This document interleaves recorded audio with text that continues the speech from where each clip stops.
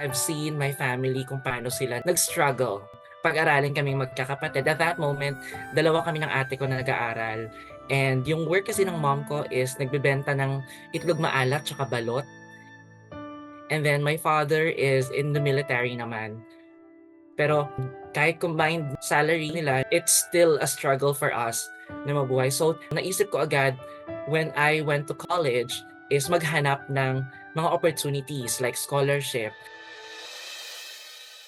Before, we still would do trainings, seminars, more on personality development, lalo yung sa mga outreach programs na ginagawa ng Cebuana Luwilier. Sobrang natulungan ako noon to build my confidence, my speaking skills, lalo being a host, an organizer sa mga event ng Cebuana Luwilier. Then we'll also have financial management seminars which gives us an idea kung paano namin mas mamamanage yung stipend na nare-receive namin from the foundation. Mas natutunan ko kung paano pahalagahan bawat sentimo at bawat piso na ibinibigay sa akin or natatanggap ko.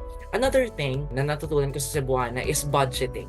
Yung money, kunyari natanggap ko yung stipend ko, today, I would budget it hanggang kailan ko ulit matatanggap yung next stipend ko. That's 2014 when I graduated from University of Makati with a degree of Bachelor of Science in Information Technology Service Management.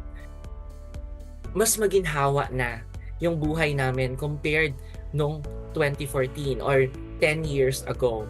Now, I can proudly say na I treat my family kung saan man nila gusto kumain. Pag nag-crave si mama ng something, pag gusto niya ng ganun, bibili na lang ako or lalabas kami.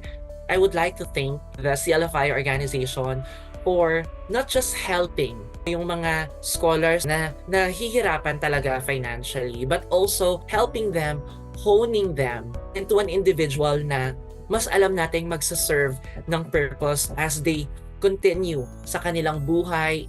I'm super thankful dun sa pinagdaanan ko sa life na naibibigay ko na ngayon kung ano yung pinapangarap or inaasam lang namin ng family ko before. These struggles will hone you to be a better individual in the future. Don't stop, just continue.